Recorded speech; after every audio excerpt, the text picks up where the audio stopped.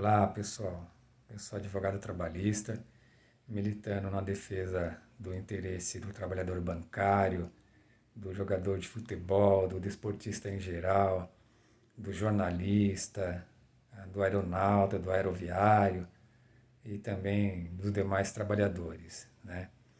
E hoje eu vou tratar aí de um assunto corriqueiro, rotineiro e que ocasiona muita dúvida para os trabalhadores de modo geral, né? São acontecimentos mesmo diários de nós todos trabalhadores e que geram dúvidas, geram transtorno, geram desgaste emocional, um abalo emocional e que ao longo dos anos, do tempo, acaba gerando doença, depressão, síndrome de Burnout e essas coisas mais. Então, qual que é a dúvida que muitos trabalhadores, quando vêm conversar comigo, eles têm? Eu vou narrar aqui uns exemplos para vocês mais ou menos entenderem do que eu estou dizendo. Então, o que, que acontece muitas vezes? O trabalhador, ele está lá trabalhando já 2, 3 anos na mesma empresa, trabalha com afinco, veste a camisa, batalha, e na realidade, pessoal, a gente é só um número, né? Todos nós, seres humanos, somos só um número, né? Nós somos um dente numa engrenagem que pode ser, e de fato é, substituível. Então, o que, que acontece muitas vezes? Trabalhador que foi contratado para, por exemplo, desempenhar a função de padeiro. Estava lá um anúncio, ele respondeu o anúncio, e depois, na realidade, ele, ao ver a carteira de trabalho dele, ele é registrado como auxiliar de padeiro. E, consequentemente, havia um salário para padeiro e há um outro salário para auxiliar de padeiro, né? E ele só se dá conta disso daí depois que já assinou a carteira de trabalho, assinou o contrato de trabalho. E uma primeira pergunta e uma primeira dúvida que eles têm é: e aí, o que é que eu faço? Né? Olha, pessoal, para ser bem franco, o que, que se pode fazer? É conversar com a empresa e explicar para ela que há uma divergência entre o anúncio feito, o aceite da vaga e a concretização daquela admissão, né? Se a empresa entender por alterar o contrato de trabalho, a função e salário, ela vai alterar. Mas na realidade, pessoal, lamentavelmente não há muito o que se fazer, né? A não ser aceitar ali aquela função e continuar trabalhando, ou então tomar as medidas legais com base nas provas e provas robustas.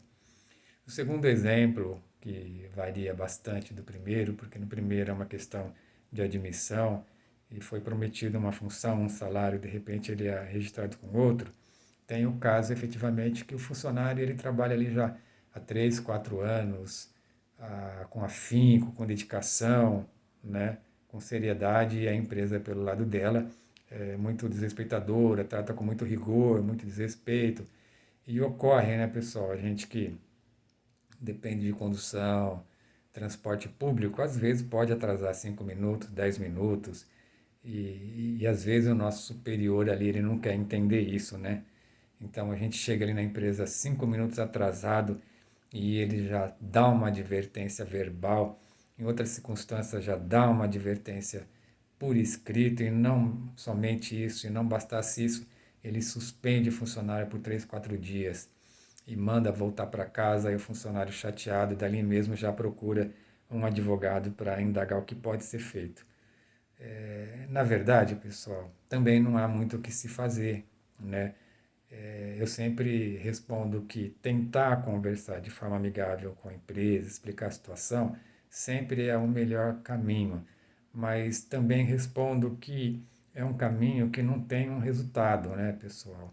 A empresa não vai alterar essas questões de forma amigável.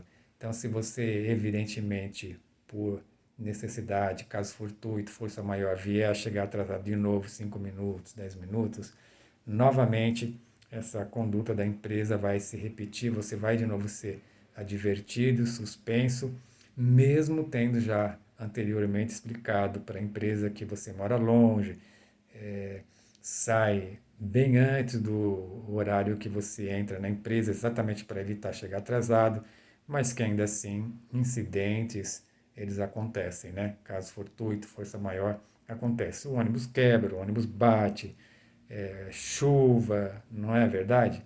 Então acontece. Então, mesmo assim, a empresa não vai entender e você vai de novo pela segunda, pela terceira vez ser advertido e tomar uma suspensão. A empresa também deixa de pagar uma hora extra no seu holerite, a empresa deixa também de pagar os salários, e você de novo não sabe o que fazer e pergunta para o advogado: o que, que eu faço? Olha, é conversar com a empresa, né? Mas vai resolver a situação do ponto de vista amigável? Não, não vai, pessoal. Então, em ambos os casos, você vai conversar, você vai dialogar com a empresa, mas ela não vai alterar a conduta dela. Certamente que não vai alterar a conduta dela.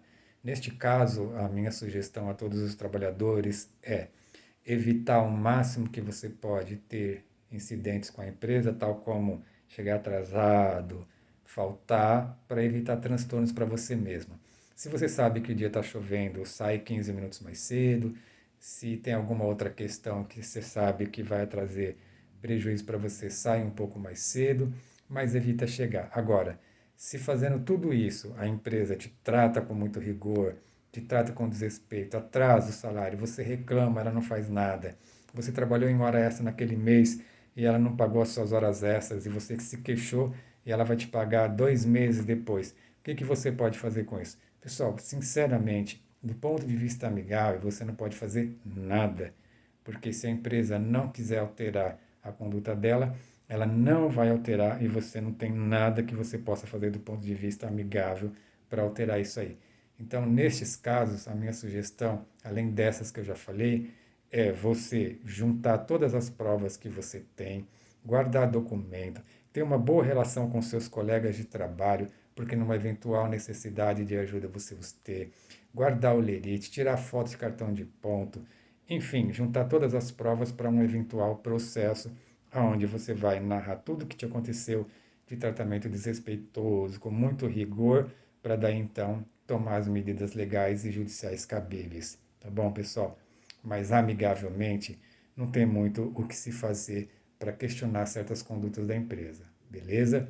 Então eu peço aí a vocês que, se gostarem do vídeo, deixem o seu like, se inscreva no canal, compartilhe aí, porque sim, essa dúvida do que eu devo fazer, do que eu posso fazer, pessoal, é uma dúvida de muitos trabalhadores. Então, aí você já ajuda aí a esclarecer essa dúvida aí, no sentido de que, amigavelmente, não tem o que ser feito, pessoal. Tem que tomar cuidado, produzir provas para um eventual processo futuro, você otimizar os seus resultados. Então, compartilhe aí com o máximo de pessoas possíveis, porque essa é uma dúvida bastante frequente que os funcionários têm, tá bom? Obrigado aí e até a próxima vez.